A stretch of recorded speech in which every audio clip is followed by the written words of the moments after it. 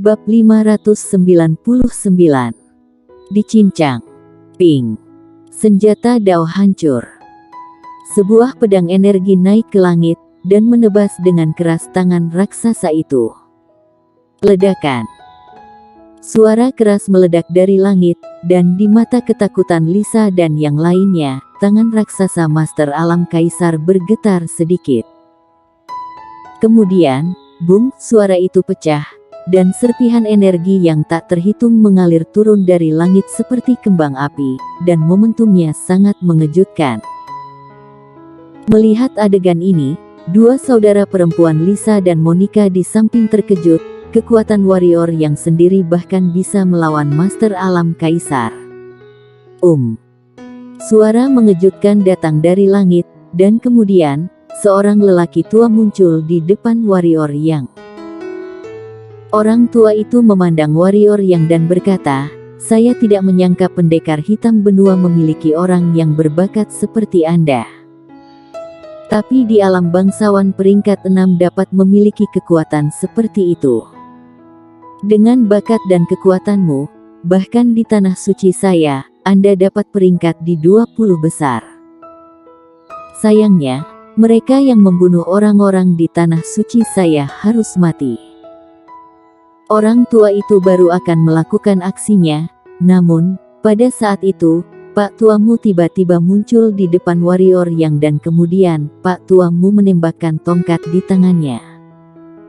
Orang tua di tanah suci terkejut dan kehilangan suaranya, semi suci. Begitu orang tua itu selesai mengatakan ini, tongkat itu melewati dadanya. Engah. Seteguk darah menyembur keluar dari mulut lelaki tua itu, dan kemudian, tubuh lelaki tua itu terbang terbalik ribuan kaki jauhnya. "Tidak akan membunuhmu, aku ingin kamu kembali dan memberitahu tanah sucimu itu. Jika tanah suci berani mengirim Master Alam Kaisar untuk menghadapinya lagi di masa depan, aku akan membunuh semua yang datang. Jalan Pak Tuamu. Anda." "Apa yang ingin dikatakan orang tua itu?" Pak Tuamu berkata lagi, "Jika masih tetap di sini, maka jangan berharap bisa pergi dari sini." Mendengar ini, lelaki tua itu tidak berani mengatakan sesuatu yang kasar lagi, segera berbalik badan untuk merobek ruang, dan menghilang di tempat. Pak Tuamu membalikkan badan untuk melihat warrior yang mengangguk dan berkata, "Bagus, kamu tumbuh lebih cepat dari yang saya harapkan, dan jauh lebih kuat."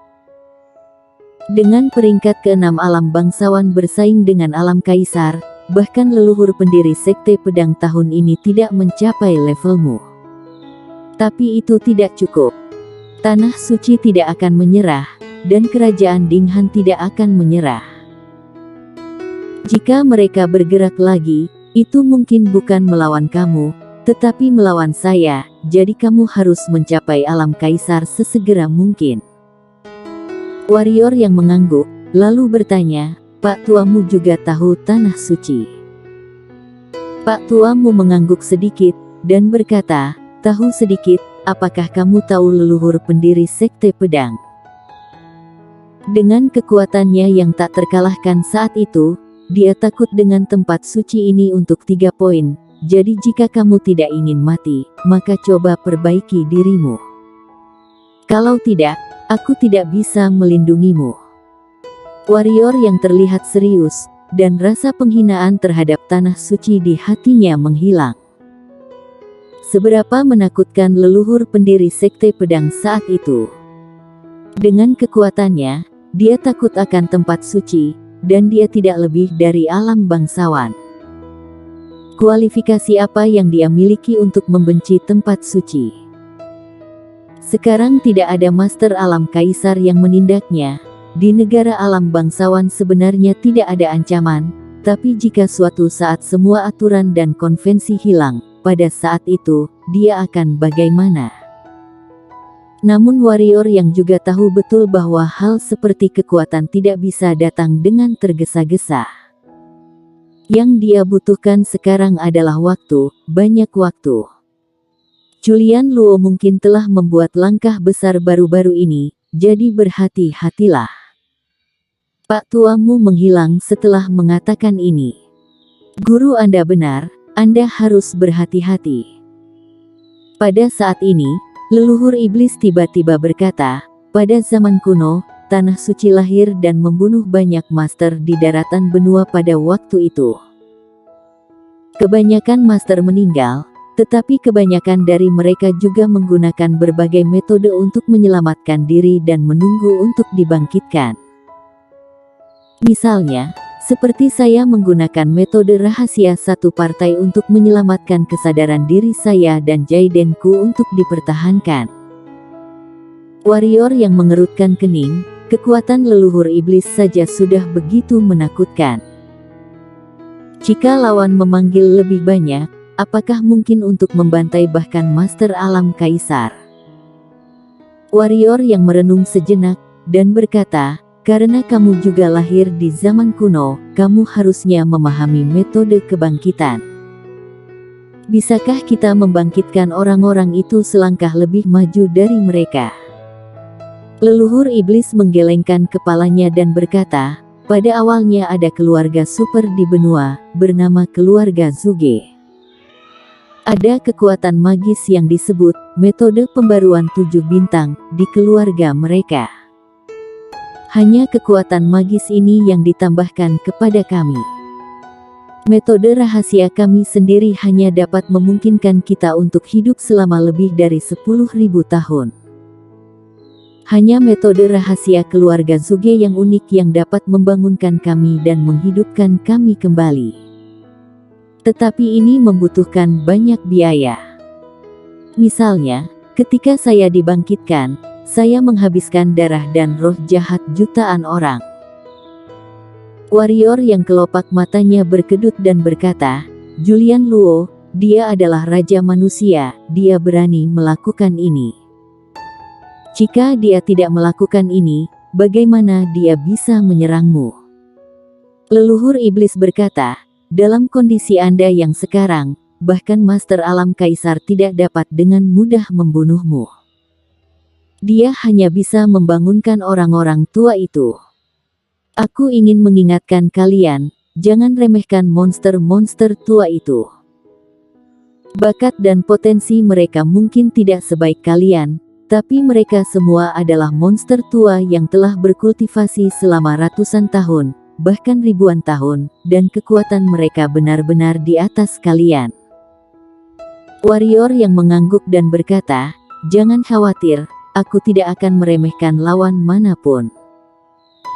Bahkan jika kerajaan Dinghan tidak bisa membunuhmu, tanah suciku akan menjadi pengecualian. Pada saat ini, Lisa di samping tiba-tiba berkata, jangan berpikir bahwa kamu memiliki guru dengan tingkat level suci, maka kami tidak bisa melakukan apapun padamu. Luar biasa kamu. Fondasi dan kekuatan tanah suciku jauh di luar imajinasimu. Kalau kalian begitu hebat, mengapa kalian datang ke benua pendekar hitam untuk meminta bantuan? Warrior yang berkata pelan. Kami sedang melindungi benua kalian, bukankah seharusnya kalian juga melakukan sesuatu? Lisa berkata dengan sungguh-sungguh. Warrior yang mencibir, dan berkata, berhenti bercanda, aku bisa melihat hanya ada penghinaan terhadap dunia kami dalam sikap kalian. Kalian akan berjuang keras untuk melindungi pendekar hitam. Katakanlah 100.000 tahun yang lalu, nenek moyang kalian mungkin sudah melakukan ini, tapi sekarang, aku tidak percaya. Jika ada pendekar hitam lahir, ada krisis di tanah suciku, kamu punya benua pendekar hitam. Kata Lisa. Ketika mereka tiba di benua pendekar hitam, kami akan merawat mereka sendiri dan tidak membutuhkan bantuanmu. Kata warrior yang sombong. Lisa berkata dengan hinaan yang dalam di matanya, kamu benar-benar bodoh, tidak takut pada kekuatan dan fondasi tanah suciku yang begitu kuat, tetapi mereka semua iri dengan pendekar hitam ini, dan tidak berani mengambil tanah suci. Jangan berani berdiri sendiri melawan mereka dengan kekuatan tanah suci, kamu pikir kamu siapa?" Warrior yang menggelengkan kepalanya dan berkata, "Kalian orang-orang di tanah suci benar-benar kurang kesadaran. Yang perlu kalian khawatirkan sekarang bukanlah apakah aku bisa melawan kalian, tanah suci dan pendekar hitam. Yang harus kamu khawatirkan adalah kamu dan adikmu. Jangan katakan padaku hal-hal bodoh seperti aku tidak berani membunuhmu, aku tidak ingin berbicara omong kosong denganmu, beritahu aku teknik rahasia kekuatan gaib dan alam, aku akan membiarkan adikmu bahagia, jika tidak, kamu mungkin juga akan mati." Warrior yang ingin memurnikan lawan menjadi monster pedang, dan kemudian mendapatkan memori lawan, tetapi ada kekurangannya, yaitu memori yang diperoleh tidak lengkap, jika tidak lengkap, akan menyebabkan kegagalan. Kekuatan magis itu sangat penting baginya, dia tidak berani mengambil risiko. Lisa menatap warrior yang tidak berbicara, jelas dia ingin melawan sampai akhir. Warrior yang mengangguk dan berkata, "Baiklah, aku mengerti apa yang kamu maksud." Kemudian, warrior yang melirik Monica di samping, dan berbisik, "Lepaskan pakaiannya dan lempar dia ke tentara monster hitam, hidup dan mati." Wajah Monica langsung pucat, menatap warrior yang dengan ngeri. "Beraninya kamu?" Monica sangat marah. "Lakukan." Warrior yang berbisik, dia tidak akan menunjukkan belas kasihan kepada musuh. Karena dia tahu betul bahwa jika dia mati, orang-orang ini tidak akan pernah memiliki kelembutan sedikit pun saat menyembelih kerabatnya. "Jie." Leluhur iblis tersenyum muram, tubuhnya bergerak, dan dia menembak ke arah Monica dengan keras. "Akan aku katakan." Pada saat ini, Lisa tiba-tiba membuka mulutnya.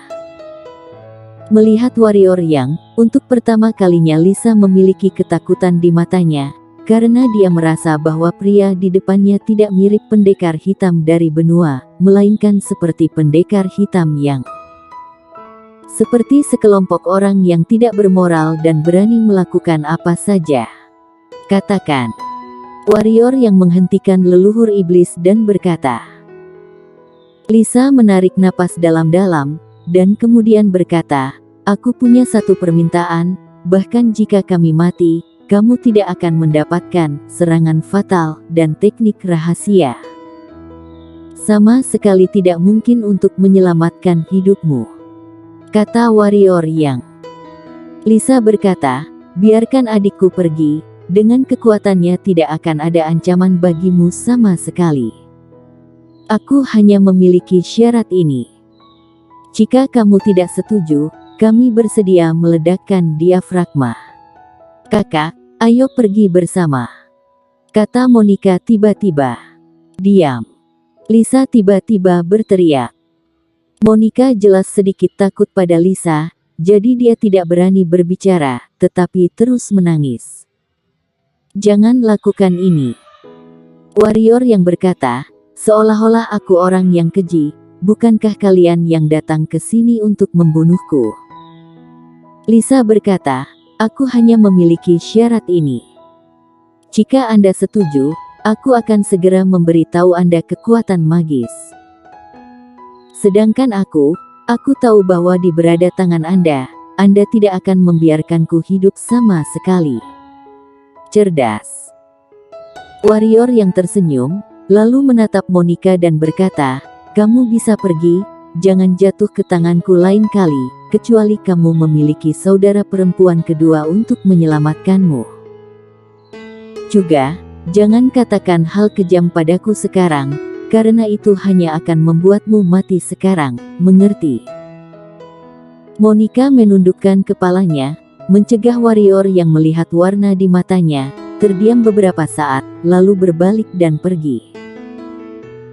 Setelah Monica menghilang, warrior yang berkata, "Mari kita bicara, jangan main-main dengan saya, karena saya dapat menjamin bahwa saya dapat mengetahui apakah yang kamu katakan itu benar atau salah. Juga, jangan bermain-main dengan saya." Karena jika kamu seperti itu, aku dapat meyakinkanmu bahwa aku akan membunuh adikmu suatu hari nanti. Jangan menatapku seperti itu. Jika kamu berbalik asteris, percayalah, kamu akan menyesalinya. Lisa memperhatikan warrior yang untuk waktu yang lama, dan energi mendalam energi hitam yang baru saja mulai bergerak di tubuhnya perlahan berhenti. Bersambung.